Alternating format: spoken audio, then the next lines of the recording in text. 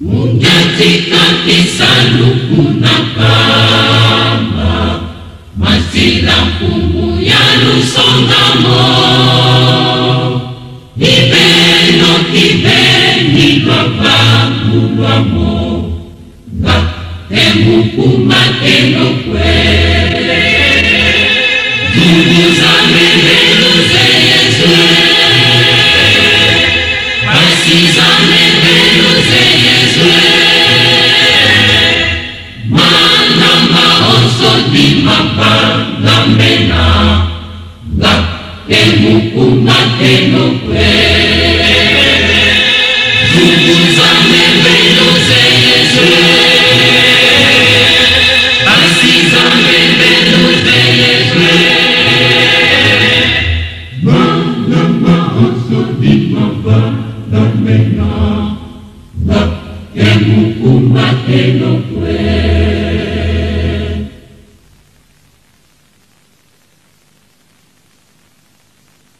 Mukanga bakanga kuna kamba, patizame kalwa mona kwe. Mana maoso di mapanga mena, nga emuku mateno kwe. Dunguza mebeluze Yezue, basiza mebeluze Yezue. Mana maoso di mapanga mena, nga emuku mateno kwe. Dunguza mebeluze Yezue, basiza mebeluze Yezue. Mana maoso di mapanga mena, nga emuku mateno kwe. Dunguza mebeluze Yezue, basiza mebeluze Yezue. Mana maoso di mapanga mena, nga emuku mateno kwe. Dunguza mebeluze Yezue, basiza mebeluze Yezue. Mana maoso di mapanga mena, nga emuku mateno kwe. Dunguza mebeluze Yezue, basiza mebeluze Yezue. Mana maoso di mapanga mena, nga emuku mateno kwe. Historique, tous allés juste na résidence ya gouverneur général ya Congo belge. Awa tozali sika institution ya liboso ya Congo mobile bandelaki.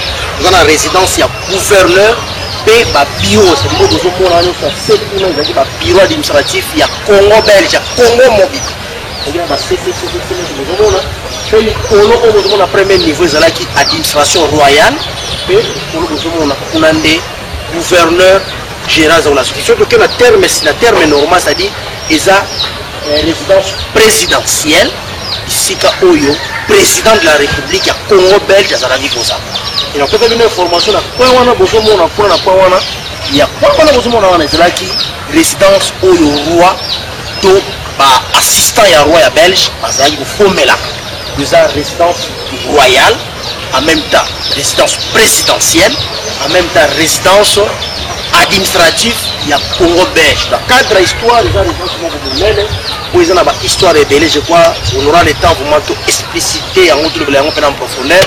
Quand il n'a pas aller tout l'inga de sa émission Mansoeki sur condamnation, il y a prophète Simokipa. Il y a un autre thème de développer. C'est-à-dire pour aller les gars juste pour historique, mais émission d'ambition est vraiment il y a spécial condamnation, il y a prophète Simokipa.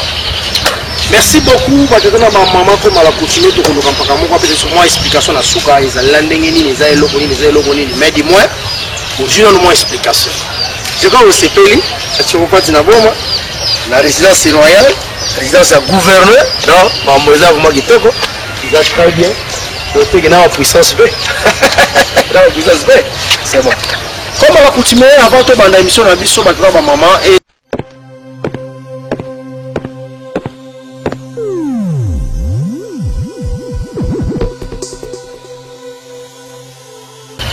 L'éditeur à la game PC, Pesa Bisso, Makambo, Motoke Nango bien. Play.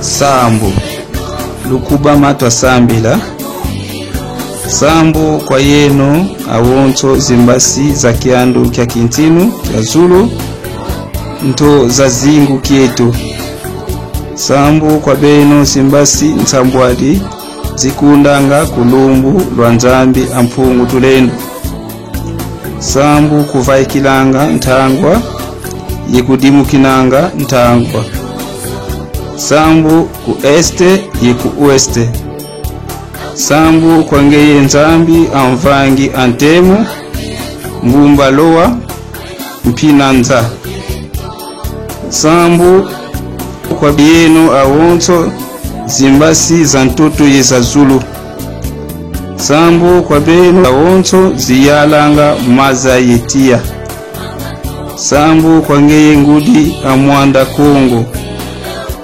Sambu kwa beno mbasi za zonto za mvita ye ziyalanga kulumbu lwa Kongo ngeye wena nzambi ya moyo ngeti kufyongonena ye kubumbilila ntangu za wonsono munkumbu ya menga matengoka muzintumwa zeno za wonso ye mvwezolo awu yikulombele dio ye yikutumini dio o nzambi akalunga nzambi azola wiza yembasi zaku za mazulu yeza ntoto mutulula mabanza yebubu betitatamana vwezila zola kwa kintino kyaku ndombelevo mvita ya bwadiaka kumputu mpasi nkanda wa ndombe wasikama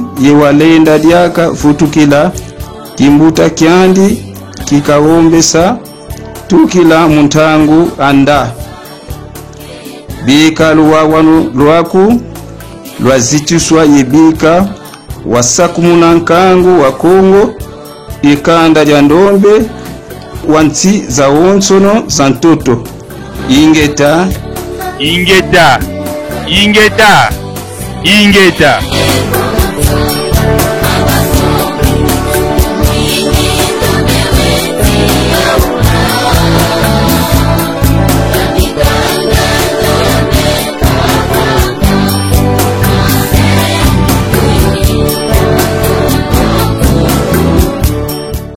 Maman, tu as les bons délits à prière, il y a Simon qui m'a ou à ce qu'il a dit, c'est qu'il faut la roche chaque jour. Merci beaucoup les déniteurs dans la réalisation. Je crois que tu as toujours un bon moment. Puis il y a résidence à gouverneur. Bon, c'est celui qui t'a pour laisser les bons délits de Bangunza Bakiti. À la Tingaï, ce que comitant, Ngaï na Pesa Makambo. Devant résidence, il y a première résidence, il y a gouverneur, il y a Congo central. Voilà, donc comme maman, prophète Simon Dimamo Bakanga qui est le 12 septembre dans Manzasanda, immédiatement, Bamema qui est dans Manzango. Comment qui le même jour dans Manzango, le 12 septembre, le lendemain, l'audience naïe et Pandaki. Le 12 septembre au 3 octobre, Basala qui 7 audiences, na kosambi saye pour traiter dossier naïe, pour nous infraction, pour charger. Alors, il y a un problème contre le ministère public, où il y a poursuivre sur l'infraction, c'est-à-dire trouble à l'ordre public et un soulèvement contre l'État établi. Car si il y a des personnes sous-chargées par l'Église catholique, l'Église protestante par rapport il y a des gens qui ont télémé là, selon les émission, est-ce que c'est bon ou pas? Alors, par rapport, il y a soulèvement populaire, par rapport, il y a injure public, par rapport, il y a trouble public, par rapport, il y a insurrection. Les audiences et bandaki na tribunal de grande instance de Manzangu, où ils ont un tribunal de guerre, parce qu'il y a un conseil de guerre. Alors, du 13 au 3 octobre, cette audience, les lots, donc on a conclusion, il n'y a pas audience. Kasi, leur retracé d'une tableau, qu'est-ce qui s'est passé d'abord le 12 septembre, Nini et les kaki na Okamba et Luselemi par rapport, il y a arrestation, il y a prophète Simon Kimba.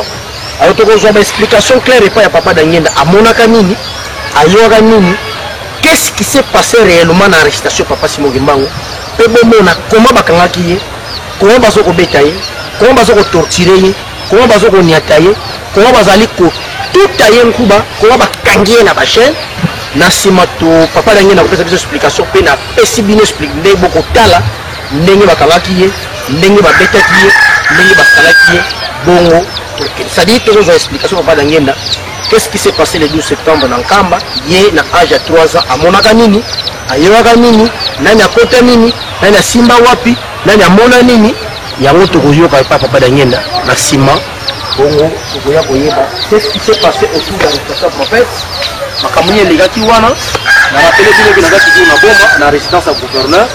Entre le cas de Nito, on a bien se préparer, vous faites sa biso, papa Danienda expliqué biso. Qu'est-ce qui s'est passé le 12 septembre dans Mboka Yanka? Benito on a dit c'était ça ma papa. Namona kindenge bayako kama tapaka. Ndenge mbulu bokota na kamba. Kasi namoni baba ko kubeka papa kuna. Kasi namoni baba ayo kukabiso. Kasi kukabiso na Jimakenge ajungi na yeye. Kuna bayako kushika kaye. Kasi papa kujuma disho kuna ngewe.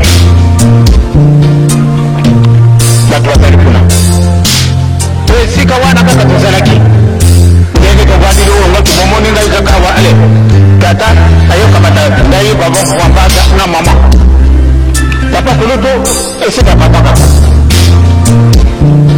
akabiti biso sogo iloko nini pema kabiso tina Jimakenge tasalima mitoni mitete kumina Jimakenge mitokendela kana iloko nini donc tout le monde est comme la table de sauver.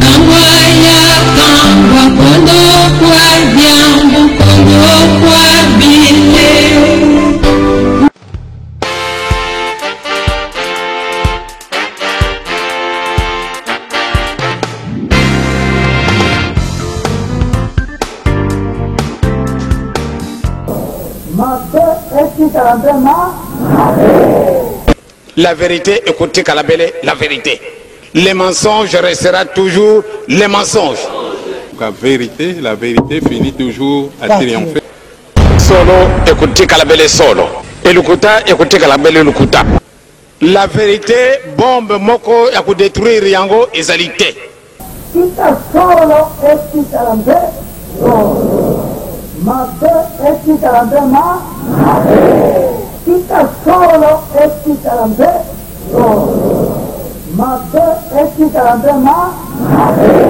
Tazaloko Kende, qui vivra verra. Comme ça, on peut ce discours. Simon Kimba, Sokoma Lubiango, Bamususi, Malani Mpongi. Olinga, tebo kukutana na ntumpa. Sikawana moya kubumba na ezalité.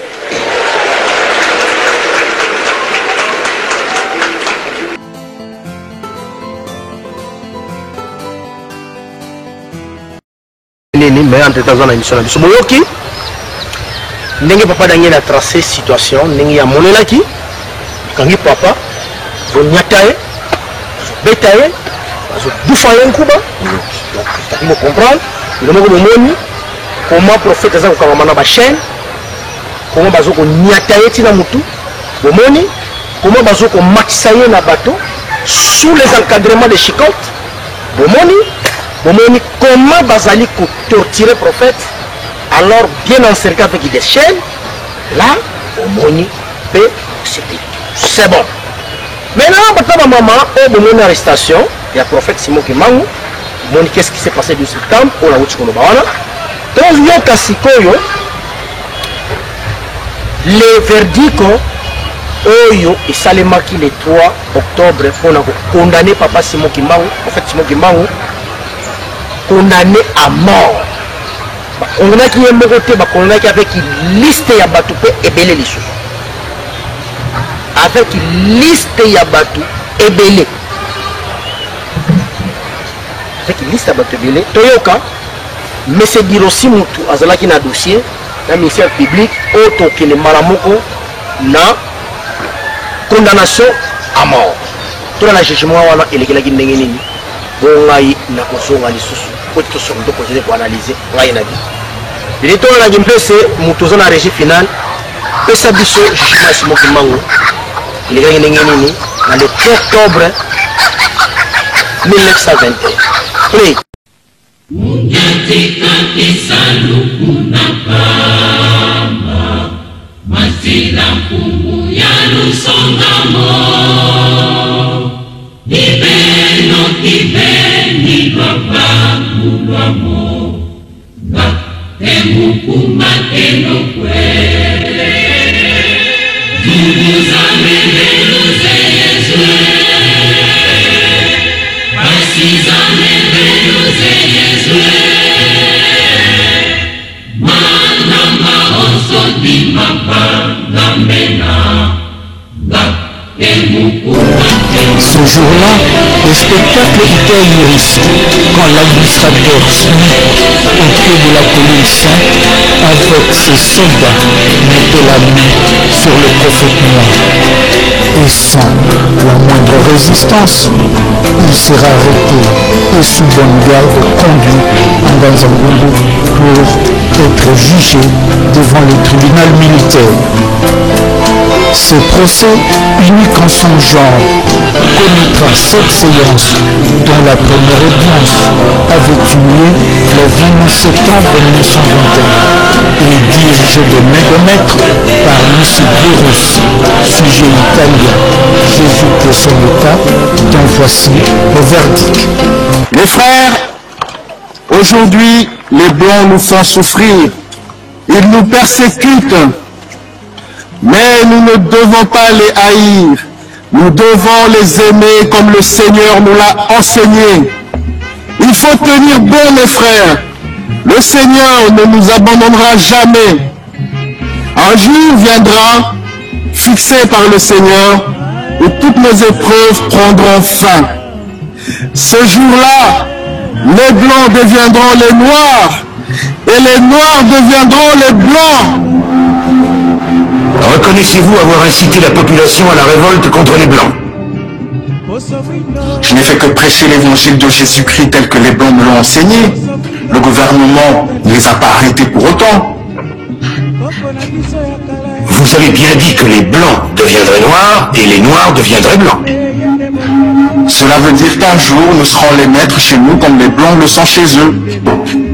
Vous vous prenez pour le prophète, M. Kimbangu? Jésus-Christ est le prophète. Je n'ai fait que recevoir la mission de proclamer la nouvelle du salut éternel. Pourquoi les Blancs qui ont leur Dieu, leur Bible et leurs prophètes interdisent-ils aux Noirs d'avoir les leurs? Simon Kimbangu est condamné à mort. Jugement du Conseil de guerre de Tisville. Audience publique du 3 octobre 1921. En cause, ministère public. Contre, Kimbangu et consorts.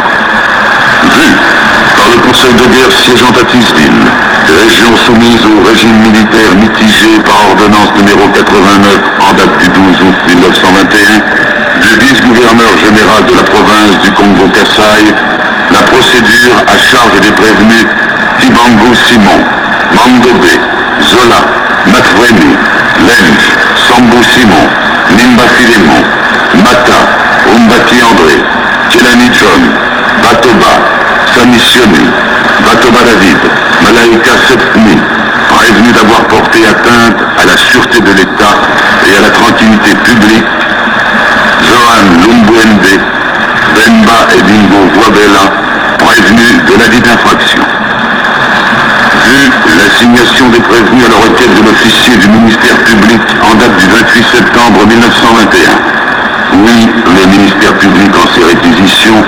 Oui, les prévenus en leurs dires et moyens de défense présentés par eux-mêmes. Le Conseil de guerre.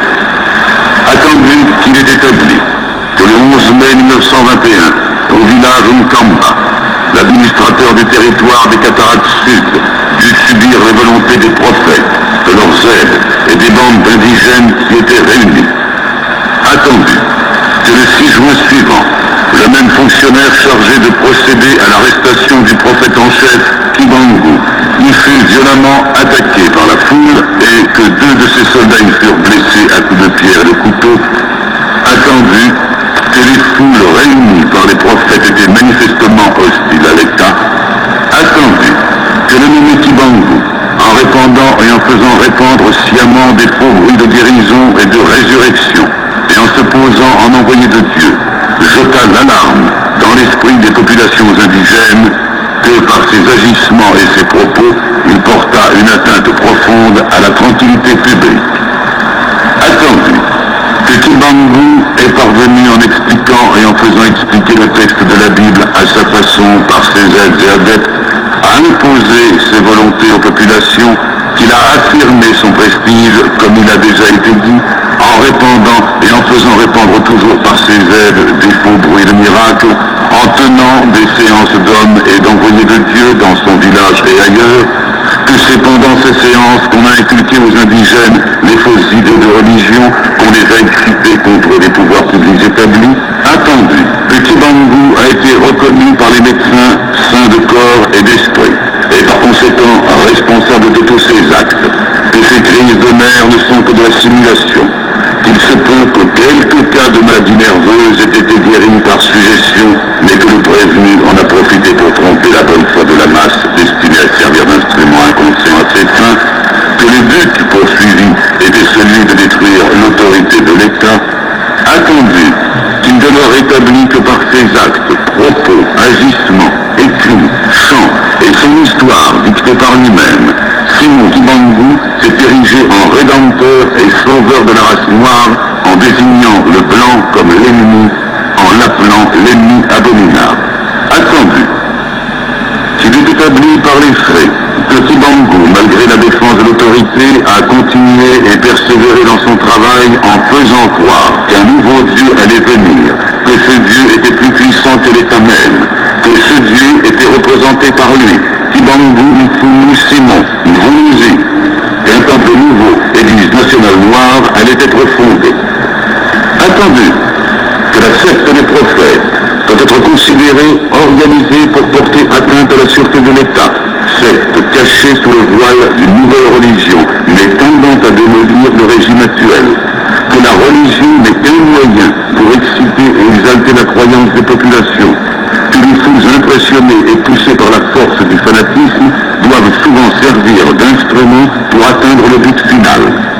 Attendu qu'il résulte des rapports officiels, des correspondances échangées entre Noirs, des renseignements reçus, que les Blancs sont l'objet d'une haine profonde de la part des adeptes de Kibangu, que cette haine s'est infiltrée et s'est répandue avec une rapidité alarmante parmi les indigènes, qu'il est indéniable que la doctrine de Kibangu a été cause d'une grève manquée d'abstention au travail d'un grand nombre de travailleurs.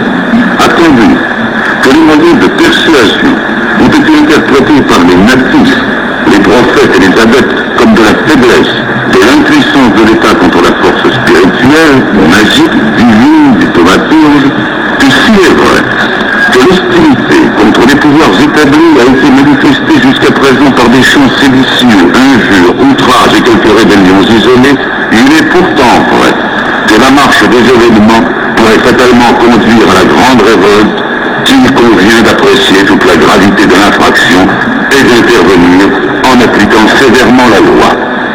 Attendu que la nommée Mombombe, jeune fille sans expérience, suggestionnée par les simagrées du grand prophète, a agi et servi ce dernier inconsciemment, que par le fait elle doit largement bénéficier des circonstances atténuantes. Que ce nom d'électrice doit être accordé au nommé Lubuende Johan, qui a hébergé à Samba les prophètes et la suite de Kibangu, tout en les sachant activement recherchés par l'autorité, mais que exemple lui a été donné par le chef même du village et le chef médaillé. Le conseil de guerre, vu les articles 101 ter du Code pénal livre 2 et 101 ter du Code pénal livre 1, vu les articles 31 et 32 du décret du 3 novembre 1917 sur la justice militaire, condamnons Simon Tibango à la peine de mort, Zola, Matsveni, Lenj, Sundu Simon, Nimba Filemon, Mata, Umbaki André, Kenani John, Batoma Simisiomi, Batoma David, Malaika Sesni à la servitude pénale à perpétuité. Demba et Dingo Guadella à 20 ans de servitude pénale. Nguenda Johan à 5 ans et Mandombe à 2 ans de servitude pénale et les frais du procès à la charge de la colonie. Et attendu qu'il y a lieu de craindre que les condamnés ne tentent de se soustraire à l'exécution du jugement, ordonne leur arrestation immédiate. Ainsi jugé et prononcé à l'audience publique du 3 octobre où siègent messieurs de Rossi, juges, depuis ministère public, de Revouet, greffier. Mungatika kisanduku na kamba, masila mpungu ya lusongamo, ibeno kibeni lwapakulwamo, gatemuku mateno kwe, dunguza mebeluze yezwe, basiza mebeluze yezwe, mana maonso di mapanga mena, gatemuku mateno kwe, dunguza mebeluze yezwe, basiza mebeluze yezwe,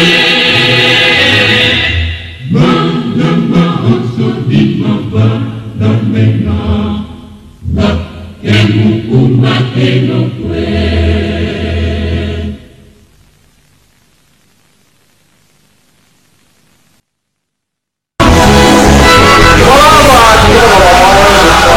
Série d'émissions je vais continuer pour sepeli mingi na kodala maintenant oyoki condamnation à mort ya prophète Simon Kimbangu condamné à mort parce que ye abobaki moto mwindu akoma mondele mindele fo balongwa na mboka oyo ndako fo batika yango pour que bazonga na mboka na bango. Condamnation à mort. Grief ou retenir contre lui de deux paroles. Ndele faut tika Congo bozo na mboka na bino et biso moko to diriger mboka to koma lokola bino. Grand problème au bout de la condamnation à mort du prophète qui c'est fini pour lui, il est condamné et l'arrestation immédiate. Nous avons Bambi Bango à 20 ans de prison, nous avons Bambi Bango à 2 ans de prison. Quand nous savons même on va passer 2 ans, 3 ans, 7 ans, 15 ans, 20 ans. Bazalaki kaka condamné à mort batikalaki mpe kobimaki bakufela yo moto ozo kosalela kombo Kimbangu comme commerce, yo moto ozo kosalela kombo Kimbangu lelo komi mokonzi, komi ministre, komi député, ni tete Kimbangu a déclenché makambo ya indépendance en 1921.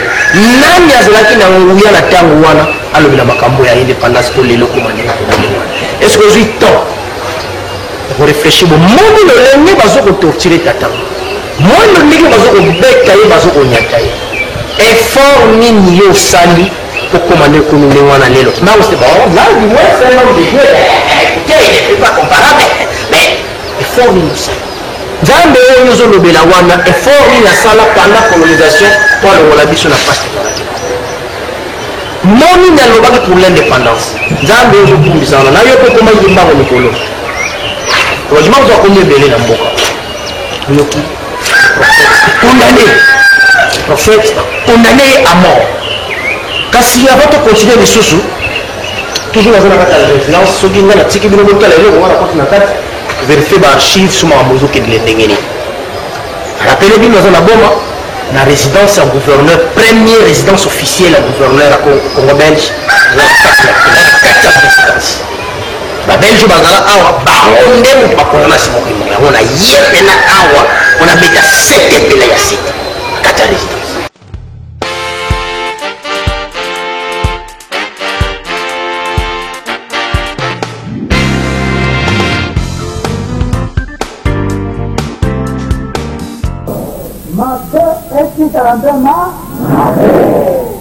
La vérité, écoutez Kalabele, la vérité.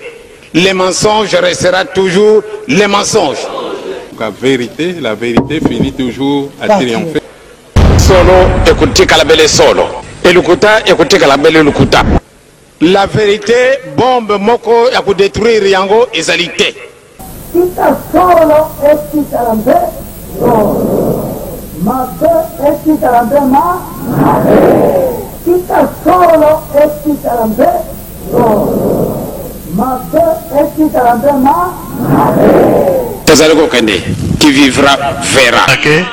Kuna tozo kende ekoinda.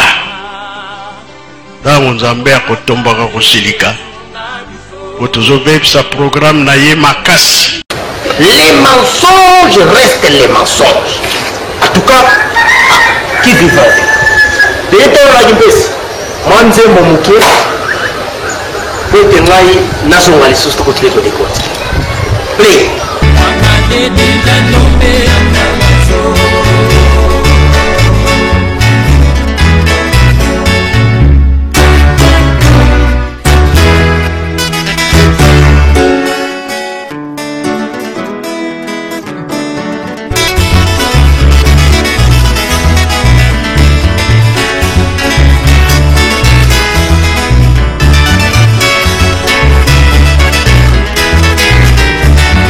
Yanga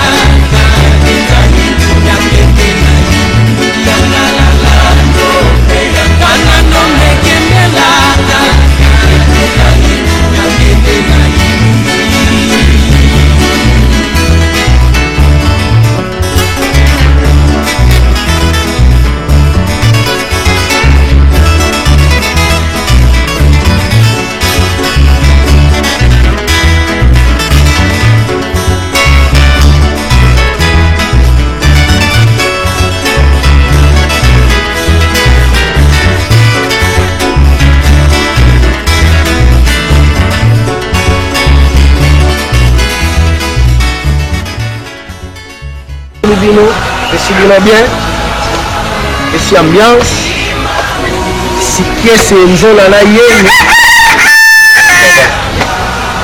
Voilà, peut-être au moment, je crois, au bout qui wana ezalaki juste zéro, c'est là qui n'a bino pour clarifier. Bato mingi balobaki kaka na pena tango wana parce que tango azo kosamba na l'état congolais. Ba église catholique na protestante pe bazalaki na plainte ba kotaki so bango sur makambo na ye o bango bamonaki azo ko menacer christianisme. Alors to ko préciser si mako oyoka ye na auditeur o aza kosambisa ye nde bakendaki na plaidoyer na informe, c'est-à-dire en présence yaba pasteur, et en présence il y a abbé, en présence il y a évêque, en présence il y a catholique, nous sommes protestants. Bango, condamné ce mouvement, qui n'a parqué. On a vérifié est-ce qu'il m'a contre Bango, est-ce qu'il m'a contre le christianisme, est-ce qu'il m'a contre l'église catholique, l'église protestante. Kasi, Tokoyoka plaidoirie wana, ni les kaki, autour il y a église. Est-ce que à quelle église? Est-ce qu'elle a dit pour les églises? Est-ce qu'elle a dit contre les églises? Parce que ma maman, yoko soirata. Ah! Ils sont là-bas bata Jésus de Goyoka Nakati. Ah! Tout le cas, plaidoirie parce que la ciment, au sein de sa prophète Simon qui manque, les audiences continuent qui pour vérifier, catholique, la protestant, Kenda qui n'a parqué, au Yoka, réellement, plainte na bango o ba chargaki Simon Kimbangu azaboye toyoka na munoga mesidiro singa samisaki makambo. Est-ce que prophète azaki contre bango? Est-ce que guerre na ezaki contre les églises? Est-ce que guerre ezaki contre les catholiques? Est-ce que guerre ezaki contre les protestants? Toyoka biso moko qu'est-ce qui s'est passé le 3 octobre après condamnation à mort à Simon Kimbangu toyoka wana et puis la cima pour les églises. Qu'est-ce qui s'est passé? Directeur de la Gimpes, oui. D'un groupe militaire qui soit frappé de verge et que des jets d'eau froide soient déversés sur lui pour qu'il dise toute la vérité sur l'affaire. Et cela, il l'accepta avec courage. Lorsque des questions lui seront posées sur la religion, et en particulier sur la sienne, ses réponses sont celles d'un excellent chrétien qui croit en Nzambi, à Mbongo, le Dieu Tout-Puissant, et à la Trinité. Rappelons que Tibango a été catéchiste et qu'il fut aussi un chrétien sincère et incontesté. Est-ce ce fond de christianisme resté en lui et dont il s'était imprégné depuis ses plus jeunes années qui l'a empêché de provoquer des effusions de sang? Et pourtant, cet homme, qu'on accusait de xénophobie, eût été capable de tout. Après toutes les humiliations finies par lui de la part de ses juges, un seul geste suffit dans un moment de colère ou de vengeance pour déclencher une action à main armée. Il ne l'a pas fait. Tibango était conscient de tout ce qu'il faisait. Il n'a pas voulu rendre le mal pour le mal et faire répandre ainsi le sang des hommes pour des raisons personnelles. Formé dès ses plus jeunes années par la morale chrétienne, Tibango haïssait toutes les méthodes de force et prêchait l'amour que tout homme devait avoir dans son prochain. Le prophète n'a transmis à ses adeptes aucun mot d'ordre qui eût excité les esprits. Croyant convaincu, il s'en est remis à Nzambi, à Mbongo, pour rétablir un jour la justice entre les hommes de peau différentes. Quoi qu'on en ait dit, l'esprit chrétien reçu des missionnaires protestants avait toujours imprégné le mouvement kimbanguiste. Cet esprit chrétien a prévalu et dominé en bien des points la pensée de Tibango. Il faut ajouter à cela qu'il fait preuve de maîtrise de soi-même et de sagesse africaine, qualité d'ailleurs essentielle dans la société Bakongo et exigée des jeunes gens destinés à diriger les autres. Plus que jamais, il convient de reconnaître que c'était une grande victoire pour Tibango qui n'a cessé de se rappeler « Tu ne tueras point, Dieu n'est ni blanc ni noir, il a créé tous les hommes semblables. »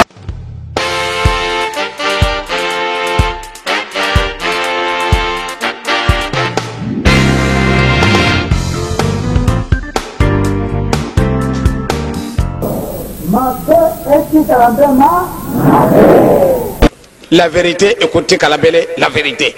les mensonges resteront toujours les mensonges. La vérité finit toujours à triompher. Solo ekutika la belle solo. Elukuta ekutika la belle elukuta. La vérité, bombe moko ya détruire yango ezalité. Kita solo esti tarambe Mabe esti tarambe ma Kita solo esti tarambe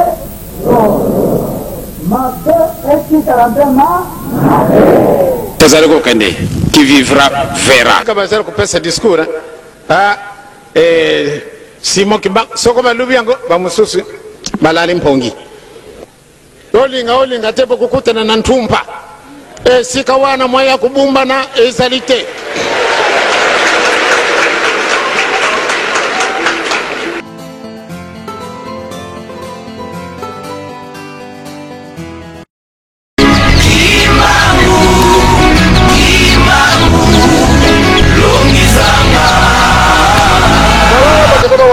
Je crois yoki plaidoirie ndenge lekelaki na mokolo wana ba ye moko mesiki aussi.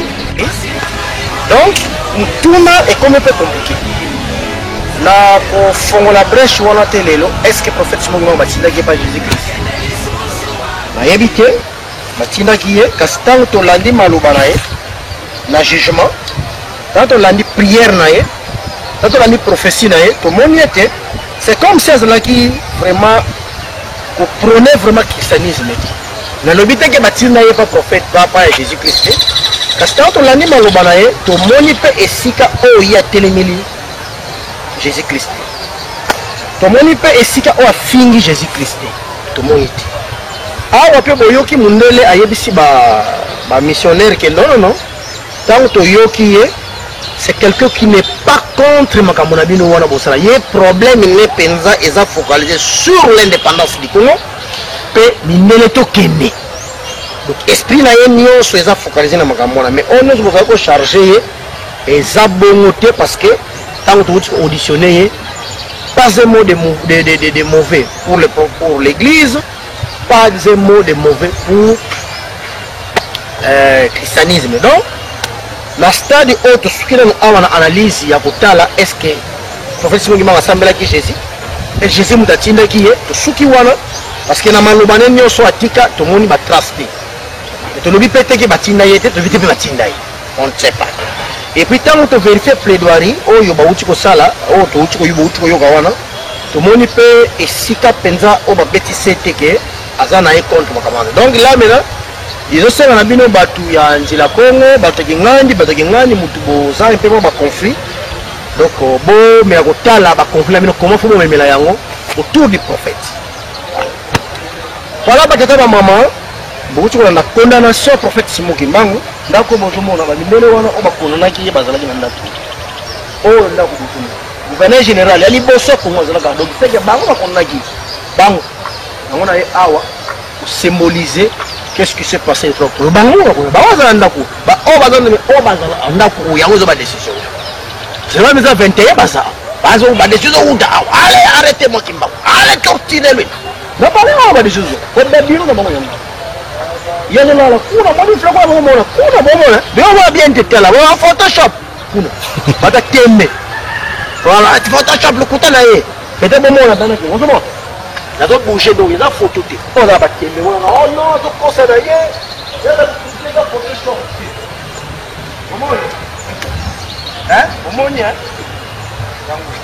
Yo bata temme ay bata kimpese temme bo bakala ko kuta esa photo na kala si ay ko collectionner bansoe ke zaka mama vérité na vérité lu kuta to ngakota bala batate ba mama na ngaluwidi mandana mabeda ngusala fi resme mugikongo na mdama wa mugifonsa kana simu ngimango kanga mo 12 septembre luwidi mtadangenda sikidisi kiamona yani kama maluta kuna bukakanga maweza kumbanza ngungu badangungu basambisa kuna pendant cette audience kuna baiza kosemba bamona kuseti kabisa la condamné à mort wamanza kumkondana à mort baiza kumbaka diaka baiza ba missioni catholique baina vutukida kuna tribunal bakupatele ngatu engunza ile problème ma omeno mwa mabundu meno yani problème ni na kayebeto wa mindele baba yala tufikwenda buna Simukimbangu tombuta kimbangu tata simukimbangu wayenda wakangwa yibakonda na mort yiba wonse bakanga manya ensemble mpe ba kabafuti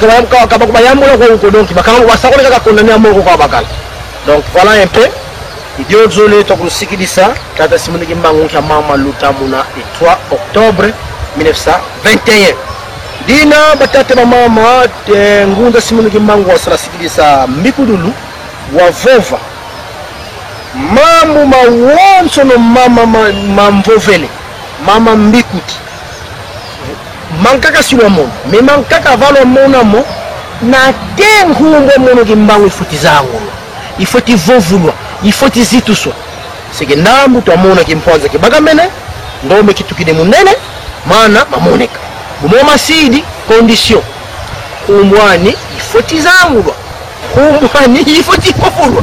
Donc, nous avons un problème ici. Nous devons faire l'effort pour vérifier si réellement il était prophète. Qu'est-ce qu'il a dit? Qu'est-ce qu'il a laissé? Voilà, maman, je crois, les commentaires, peut-être parce que nous avons fait la vidéo sur Jejima Simon Gimangu, sur plaidoirie contre les églises ou pas. Je crois que les commentaires, nous avons fait parce que nous avons fait la vidéo déjà. Parce que nous avons fait la vidéo. Prophète Simon Gimangu bakangaki ye basambisaki ye bakondanaki ye pona Congo ba infraction nyonso bakangelaki ye basambisaki ezalaki pona Congo pona yo benga ma député territoire pona yo benga ma ministre pona yo benga ma gouverneur pona benga ma député provincial pona benga ma député national pona benga ma DG pona benga ma soda pona benga ma policier pona benga ma chef de division pona benga ma journaliste pona benga ingénieur Papigonda soki natangwana ingénieur Papigonda koki kozala mutu mwindu te fo mundele à peine ba école normale, c'est-à-dire c'est simple comme secondaire. Ce qui n'est pas comme ingénieur Papigonda ils apprennent makambo litia simokima et commission lelo zungu les naturopathes on a litia il va bien docteur Max on a litia honorable la perfusion oh Justin Dassi le grand journaliste. Ce qui la 1921 va déclencher qui m'a gamboté, va titre la binounion sur les gens sans paix. Maire de la ville. Tatangwana mundele. Hier à repousser à bureau d'engeni. Donc nous devons avoir beaucoup de respect. Chrétien, bouddhisme, hindouisme, le vaudou, ce qui nani. Nous devons avoir un certain nombre de respect autour du prophète Simokima. Ce qui bisoto pèse respect, bisoto pèse valeur, bisoto bombisier, bisoto pèse gaz. Neto moni ma pamoli ekiti. L'ingratitude ou un zoko sal, l'ingratitude ou un zoko appliqué. Et que coûter biso cher, payer en de tiki biso na étape autozali cordon spirituel na biso pe na bankaka na bangunza na le monde cosmique et katani pour la négligence. Donc nous sommes obligés de reconnaître, nous sommes obligés de placer Simon Kimbangu comme notre dénominateur commun pour que Makambu et Kenedigus. Je crois que nous avons occasion de prophète Simon Kimbangu, de poser ma question. Je crois que nous avons chance de c'est là où vous comprendre les pesanteurs du prophète. Place où il y a la peine à mon nez, place où il y a la grandeur. Voilà, maman, retracer qu'est-ce qui s'est passé le 3 octobre. La salle est juste la résidence à gouverneur. Première résidence au Mozomo. Oh, pas de décision qu'on a ici. Utaki awa, yango na ye awa na cadre histoire pour notifier et pour symboliser bino et petit qu'on a décidé les sorts du prophète Simokima. Donc Awande émission Nabiso et Kozwana nous moi pause en entendant émission ici là la vérité reste la vérité.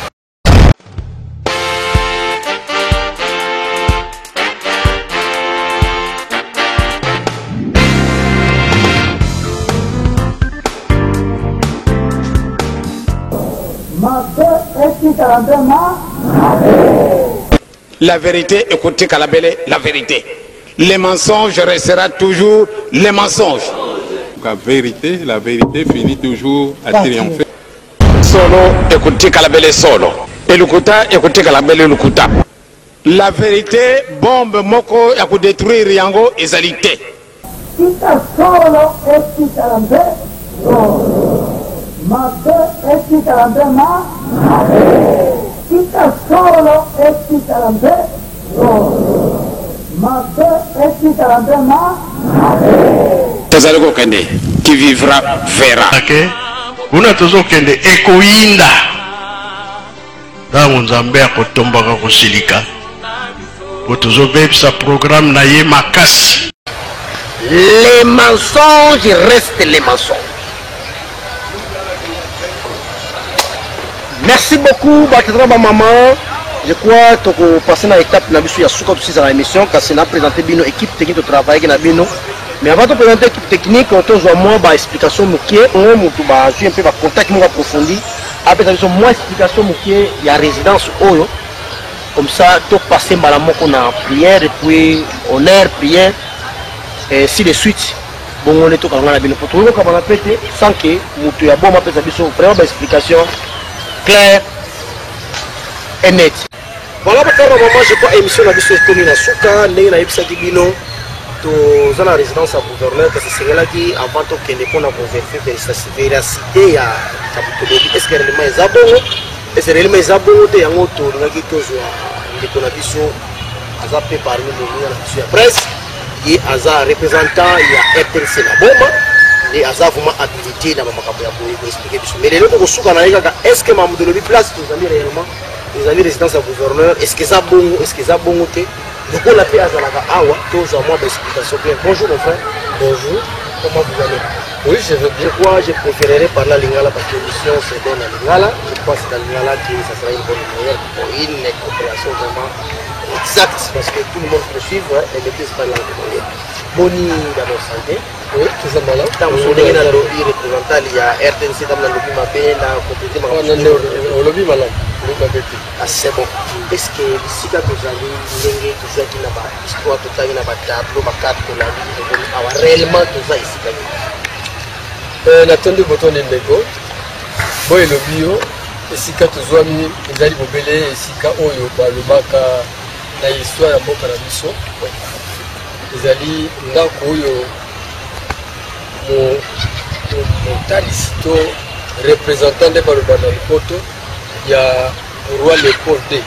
Quand on dit représentant, c'est-à-dire il y a église, pour le moment, il y a église. Il y a qui Kota, il y a Kumu, Léopold II, où il y a Belgique. Qui est gouverneur général de l'État indépendant du Congo. Pambaté Natangoïna, État indépendant du Congo. État indépendant. État indépendant du Congo. Les Alaki, propriétaire privée de Balobi dans le poteau, il y a roi Léopold II.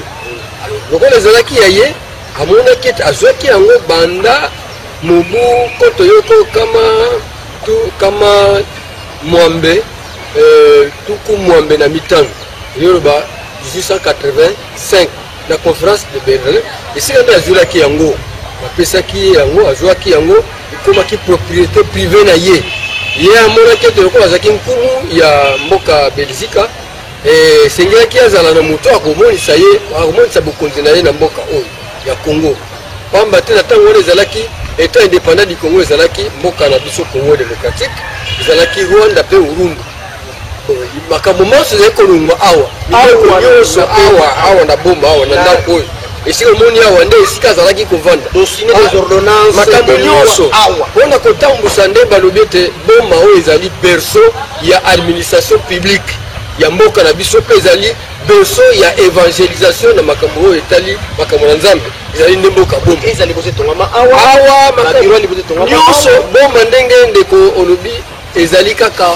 Ya yambo na mboka biso na makambo ebe makambo nyonso awa mpona ndako nde nalobi azalaki ye moko te parce que awa na esika oyo baleki sambo ya bagouverneur général oyo balekaki awa ya liboso ezalaki nde yanses oyo gouverneur général de l'état indépendant du Congo oyo amonisaki bokonzi ya nkumu Léopold II awa nde aza kovanda ndako na ye ndenge omoni yango nde bamusu balandaki oyo suka bavandaki awa yambo ekoma Congo belge ezalaki nde Tilkens ye nde azalaki ya suka oyo azalaki awa 7 gouverneurs généraux balalaki awa azalaki kolala awa ndako na bango ya kolala soki aza na ndako awa na ngambo wana komona esika ezalaki département royal kaka wana ya roi makambo nyonso kuna nde azalaki kovanda soki aza na ndako azosala biro na ye biro na ezotalisa eloko ya nkumu département royal donc babenga ngambo wana kuna bena mobaza mayele voilà mais tozala mayele mpona tobongola ndenge ya kosala kati na mboka biso tokomisa mboka na biso lolenge ezali kolinga ezala kitoko mpona bolamu ya bana mboka. Ok, merci beaucoup madame maman, je crois tokomi na suka ya biso tokosala remise reprise tosali virgule tokozonga susu mpona tozwa intégralité historique tosala yango même 30-40 minutes po esepelisa mais mpona loba mwa moke komolaka Justin Panzumbambi Justin Panzumbambi na ndenge olobaki naza représentant ya RTNC na Boma nazali attaché na boli ya Boma nazali mpe moko ya bakati oyo basalisa basala baza parmi secteur ya internet oza boye nakenda na Tchela fongola Radio Mwinda Radio Mwinda ya Kimpese omoni mutafongola Radio Mwinda na boyi na découvrir ensemble c'est le pionnier ya Radio Mwinda. Merci beaucoup tokozonga voilà bakaba maman je crois bosepeli na émission de tozui papa Justin Panzu ye azali journaliste pe azia explication ya ndako oyo kasi ngai na terminer afro honneur du prophète soki bosepeli na émission oyo ezali lisungi j'ai pas pu ko na régie ya Boma pe réalisation pe régie finale ya ndeko na biso Benitonda pe supervision ya ndeko na biso bienvenue de l'AF pe pour le Justin Robert Silwa pe à la présentation ngai moko le naturopathe Dr. Joasi Tsumbu mwana nzambi yende azalaki liboso na bino tika tozwa honneur du prophète pe tozwa prière du prophète pour que tozonga tulaka bino et toi na kimpesi yaga tulomba bantese bino batete bamwana bitu bandombe kadi tulombe yaga batimba tuninga bino bantesa mambe Sambu lukuba matwa sambila Sambu kwa yeno awonto zimbasi za kiandu kya kintinu kya Zulu nto za zingu kietu Sambu kwa beno simbasi nsambwadi zikundanga kulumbu lwa nzambi amfungu tulendu Sambu kuvaikilanga ntangwa yikudimu kinanga ntangwa Sambu ku este yiku ueste Sambu kwa ngeye nzambi amvangi antemu ngumba loa mpinanza Sambu kwa bienu awonto zimbasi za ntoto yeza Zulu Sambu kwa benu awonto ziyalanga maza yetia Sambu kwa ngeye ngudi amwanda Kongo Sambu kwa beno mbasi za zonto za mvita ye ziyalanga kulumbu lwa Kongo ngeye wena nzambi ya moyo ngeti kufyongonena ye kupumbilila ntangu za wontono munkumbu ya menga matengoka muzintumwa zeno za wonto ye mvwezolo au yikulombele dio ye yikutumini dio o nzambi akalunga nzambi azola wiza yembasi zaku za mazulu yeza ntoto mutulula mabanza yebubu betitatamana vwezila zola kwa kintino kiaku ndombelevo mvita ya bwadiaka kumputu mpasi nkanda wa ndombe wasikama yewalenda diaka futukila kimbuta kyandi kikawombesa tukila muntangu anda bika luwawanu lwaku lwazituswa yebika wasakumuna nkangu wa Kongo ikanda lya ndombe wa nti za wonsono za ntoto. Ingeta ingeta ingeta ingeta.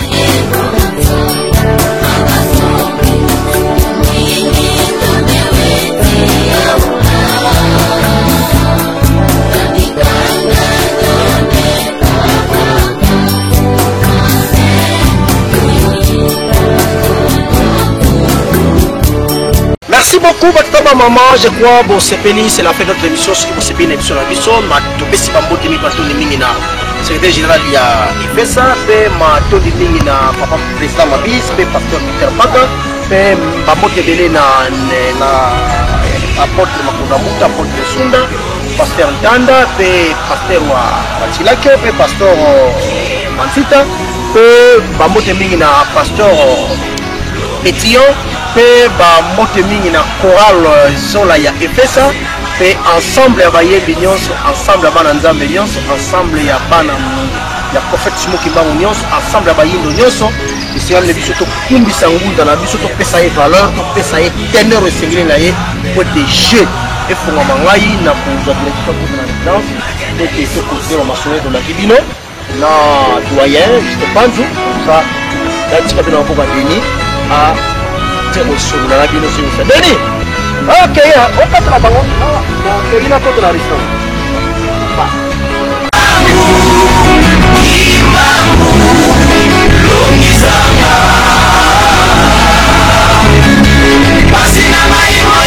Kaka Magwama, ezali vraiment très borné. Malgré que Salva Université, malgré que Salva classe ndenge ba savoir batula kasi toko sala kelo kote natina nini pana kola ksete nzambe asia funguli miso atali miso condition pesa maniete papa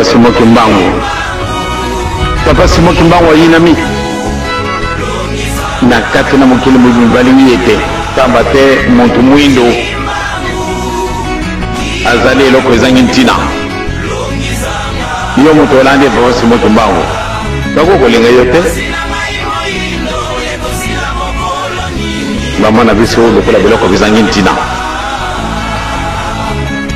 ozala mayele ndenge nini lokola tomonaka docteur Bazinga azalaki awa c'est un savant bamoni ndo vraiment c'est le bordel tobiya moto azangi mayele ye wana mpenza otali babena oyo loba tata Kimbangu ekokisami ale tuta bukula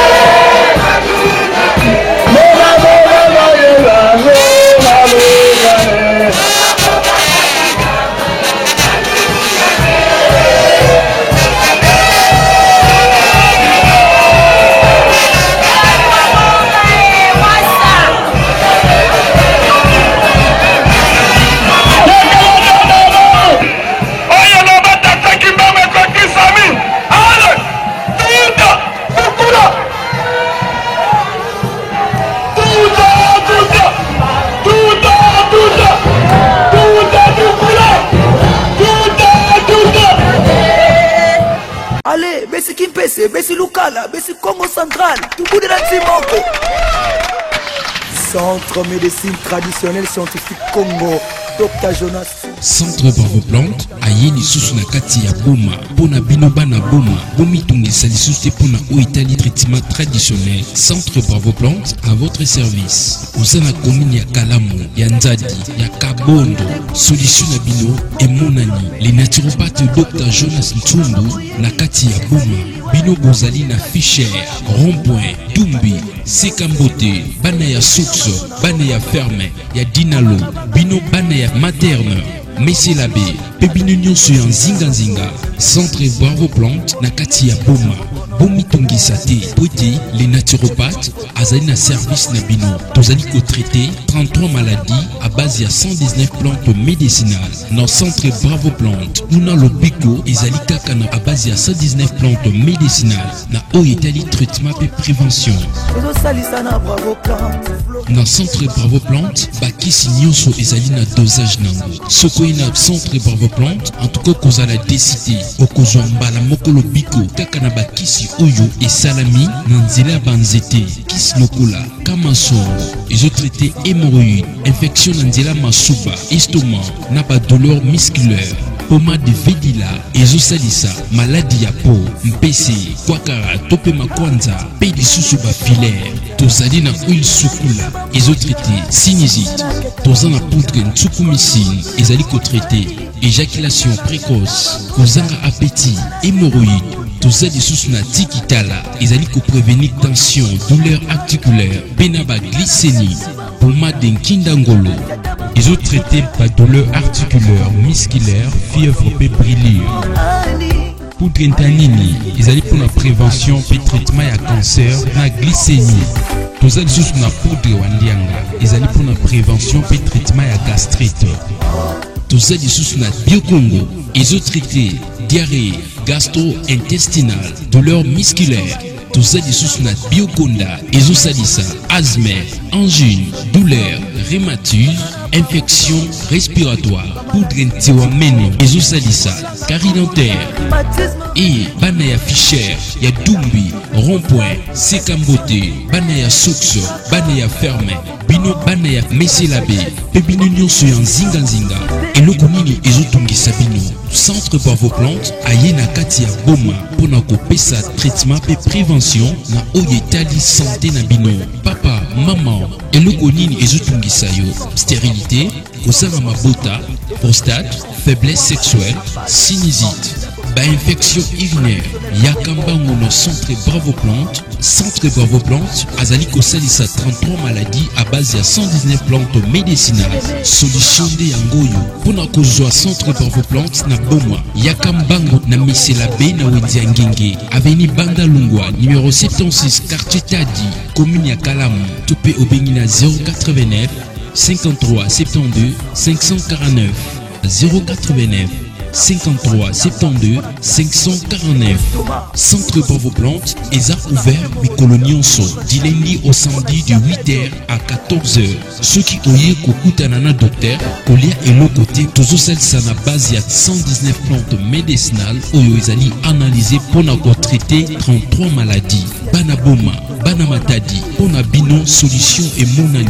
Centre Bravo Plante avec les naturopathes Dr Jonas Ntumbu Mwana Congo azana bino na kati ya boma. Centre Bravo Plante ezali médecine traditionnelle scientifique Congo. Tozali ko traiter pe ko prévenir. Pona bino bane ya boma, bomi tungisa susu te na likambo etali santé na bino.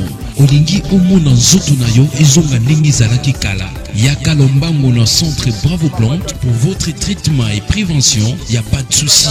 Boye malamu bino bonso na Centre Bravo Plante, médecine traditionnelle scientifique Congo. Le naturopathe Dr Jonas Ntumbu Mwana Congo Yannié Sido Maria. Allez, c'est Congo Central, tout bout de la Timoko.